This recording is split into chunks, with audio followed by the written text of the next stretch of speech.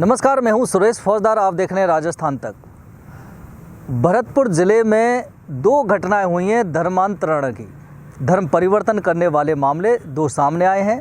Police ने SI team का गठन कर दिया है और ये एसआईटी टीम अब इस तथ्य की जांच में जुटी हुई है कि धर्मांतरण के जो दो मामले सामने आए हैं, शिकायत भी दर्ज हुई हैं, उनमें आखिर तथ्य क्या हैं। क्या दबाव देकर धर्म परिवर्तन कराने का काम किया जा रहा था या फिर उनको बहलाया फुसलाया जा रहा था कि धर्म परिवर्तन कीजिए, या फिर रुपए देकर, लोभ लालच देकर धर्मांतरण करने का प्रयास किया जा रहा था।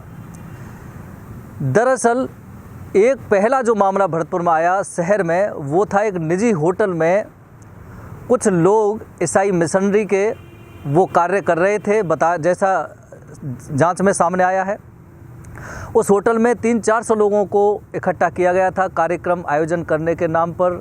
महिलाएं भी थीं, पुरुष भी थे, बच्चे भी थे, और बताया जा रहा था कि कुछ लोग, एक जो दल था, उन्होंने कार्यक्रम को ऑर्गेनाइज कराया। उसमें क्रिश्चियन रिलीजन के बारे में, अच्छाइयों के बारे में बताया जा रहा था। इलाज कराने के नाम पर उनका वो आयोजन किया जा रहा था। जो लोग बीमार हैं, हिंदू धर्म के लोग, जो गरीब तबके के लोग हैं, उनको वहाँ बुलाया गया था। उनकी जो बीमारी, उनको ठीक करने का दावा किया जा रहा था।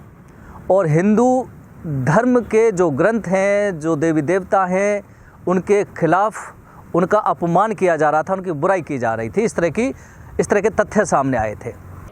धार्मिक भावनाओं को आहत करने की संबंधी धाराओं में एक प्रकरण दर्ज करवाया गया था। इस प्रकरण का प्राथमिक अनुसंधान जब किया गया तो धर्मांतरण जैसे तथ्य प्रथम दृष्टया उसमें सामने आए थे। कल भी चिकसाना थाना अंतर्गत एक व्यक्ति को पुलिस द्वारा दस्तयाब किया गया था और बाद में निरोधात्मक कार्रवाई करते हुए उसको हिरासत में लिया गया था। उसके पास में भी कुछ तथ्य, कुछ सर्टिफिकेट्स इस प्रकार के पुलिस को बरामद हुए हैं जिसमें धर्मांतरण संबंधी कुछ तथ्य सामने आए हैं। दोनों ही प्रकरणों को सम्मिलित करते हुए इनके बेहतर अनुसंधान और गहराई तक तथ्यों की जानकारी के लिए एक एसआईटी गठित की गई है। एसआईटी का रोज़ का पर्यवेक्षण स्वयं मेरे द्वारा किया जाएगा और एसआईटी के सदस्यों के तौर पर additional SP headquarter, CO city, SHO Atal one, DST, cyber cell और एएचटीयू के कार्मिक इसमें शामिल रहेंगे। वर्तमान में एसआईटी जो है इस दोनों ही प्रकरणों को बृहद स्वरूप से इनकी क्या गहराई है, पूर्ण रूप से इसकी समीक्षा कर रही है और अनुसंधान जारी है। विश्व हिंदू परिषद के कार्यकर्ता वहाँ जाते हैं, पुलिस को सूचना देते हैं।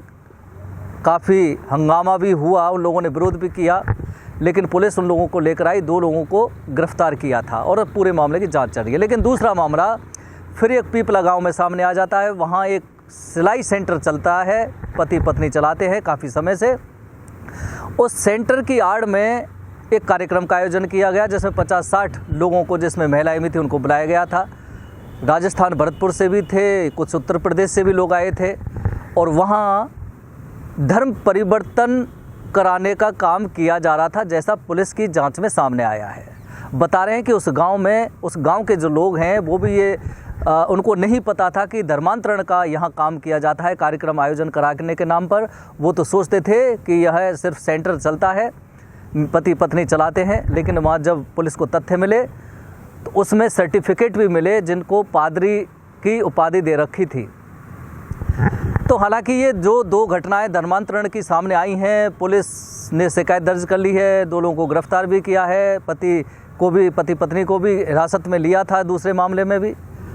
विश्व हिंदू परिषद के जो कार्यकर्ता हैं वो सब इस पर निगाह रखे हुए हैं और जो इस तरह के जो कार्यक्रम आयोजन हो रहे हैं उनकी सूचना पुलिस को दे भी रही है। लेकिन सवाल यही है कि ईसाई धर्म से हिंदू धर्म के लोगों को ईसाई धर्म में परिवर्तित करने का काम क्यों किया जा रहा है। अब तक जो जांच में सामने आया वो ये है कि हिंदू धर्म के गरीब तबके के जो लोग हैं, महिला हैं, पुरुष हैं, जो बीमार लोग हैं, उनको ये लोग टारगेट बनाते हैं, उनको बुलाते हैं, पैसे का लालच देते हैं, उनको पैसा भी देते हैं। इस तरह की भी बात सामने आई है। उनकी बीमारियों का इलाज करने का दावा किया जाता है, इस तरह का लालच भी दिया जाता है।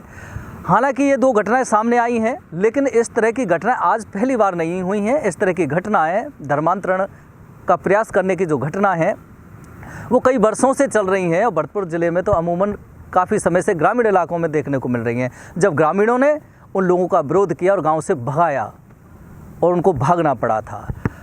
तो जो जानकारी में आया है वो ये है कि हिंदू धर्म के जो लोग हैं, जो गरीब हैं या जो बीमार हैं, जिनको पैसे की ज़रूरत है, उन लोगों को ये अपने झांसे में लेते हैं और दूसरे धर्म, हिंदू धर्म का बुराई करके दूसरे धर्म की प्रशंसा करते हुए कि आप पैसे वाले बन जाएंगे, आपकी बीमारियां ठीक हो जाएंगी, आपका उद्धार होगा, आपका डेवलपमेंट होगा, इस तरह से झांसे में लेने का काम ये जो दल है जो गिरफ्तार करती है पुलिस, ये काम करते हैं, उनको बेला फुसलाते हैं और ये धर्मांतरण के मामले सामने आते हैं। हालांकि जिला पुलिस अधीक्षक मृदुल कछावा ने स्ट्रिक्ट एक्शन लिया है और एसआईटी का गठन किया है जो पूरे धर्मांतरण के दोनों मामलों की जांच कर रही है। और जांच ये भी हो रही है कि कौन लोग हैं जो इस कार्य को अंजाम देते हैं, उनके तार कहाँ तक जुड़े हुए हैं, क्या उनको बाहर से फंडिंग आती है ऐसा काम करवाने के लिए, और उनको जो सर्टिफिकेट जो पुलिस को मिले हैं पादरी बनाने की, ये आखिर कहाँ से मिलते हैं, उनका उद्देश्य क्या है, आखिर